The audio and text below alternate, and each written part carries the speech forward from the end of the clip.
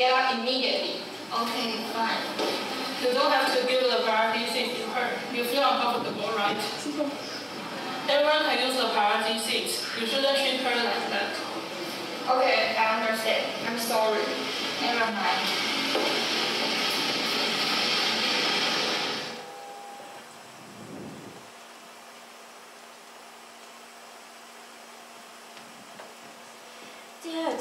To sit or not to sit on the priority seat.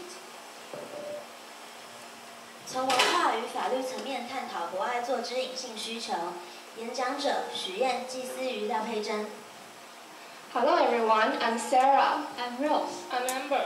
Today we are going to talk about a controversial issue, that is, priority seat. Everybody must have seen priority seat in the MRT systems, on buses or trains, right? You won't feel strange about it. And there were a lot of issues about priority seat last year. Do you still remember the news about Taipei First Girl High School last year? What was it about? You are talking about the news of a student sitting on a priority seat and being scolded by a woman, right? I know that incident. It caused a lot of sensation last year. Yes, some tend to think that priority seats are for the disabled people and the elders. But the other think that students can use the priority seat too, and women shouldn't have scolded her. It raises a lot of controversy. Oh, I see. These issues were once discussed in some news reports and on the internet. All these animated discussions arose our interest in this issue. To understand this incident more objectively, we did some research. After conducting some research during last semester, finally we obtained valuable findings. Now we want to share them with all of you. Let's start.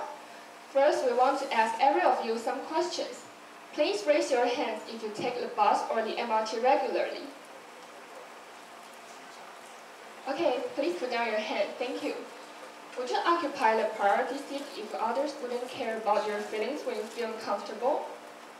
And what will you do if you face the same situation as the Taipei First Girl Senior High School student? Will you give the seat to her, try to make her understand why you need the seat, or argue with her? These questions provide us with some food for thought. Now let's talk about our topic.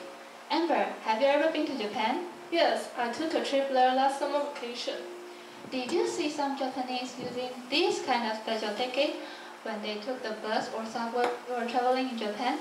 Wow, that's cool. I didn't notice it before. What is it used for? This is Senior Travel Card 敬老乘车证 of Nagoyashi, that is Minggu. Its purpose is to reduce the price of tickets to senior citizens or even for free. Because of aging population, there are a lot of senior citizens in Japan.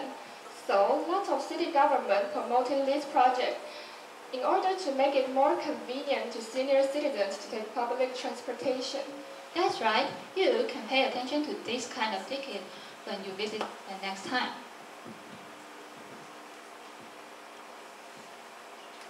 Besides senior travel card, have you recognized the difference between the size of Japan's priority seat and Taiwan's priority seat? I know, Japanese call them 优先席, not 博爱座, right? Yes, it's one of the differences, but most important of all. Now everybody, please look at this picture. Do you remember there are only 4 types of people marked on the priority sign? However, in Japan, they have another category, which called internal organ disorders, which mean 内部障碍或隐性需求. Internal organ disorders? It sounds strange. Let me think. What does it mean? Does anyone know? Let me explain it. Internal organ disorder originally refers to those with in-body organ disorders such as heart or stomach illnesses. But here we mean people with personal needs that cannot be observed from their appearance. So people in need have to wear these badges. And the other passengers will offer the seat when they see it. Let's come back to the situation in Taiwan. To know how people think about offering seat, we designed a questionnaire. And one of the questions is, which kind of person will you offer your seat if you have to? And the finding of investigation, most of people will offer seat to pregnant women. As we can see, people still tend to offer seat to those whose disabilities can be seen obviously, and those with internal organ disorder are easily ignored. We hope Taiwan could learn from Japan and pay more attention to those with internal organ disorders.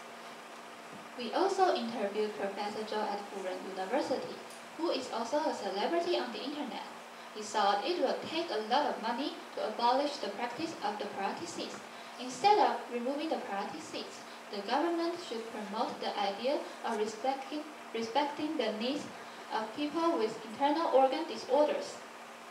And there are a lot of changes in Taiwan this year, like putting up some posters on the bus or the MRT. We hope through these changes, people can be more concerned about and understand this issue. This is all we want to share. Thanks for listening.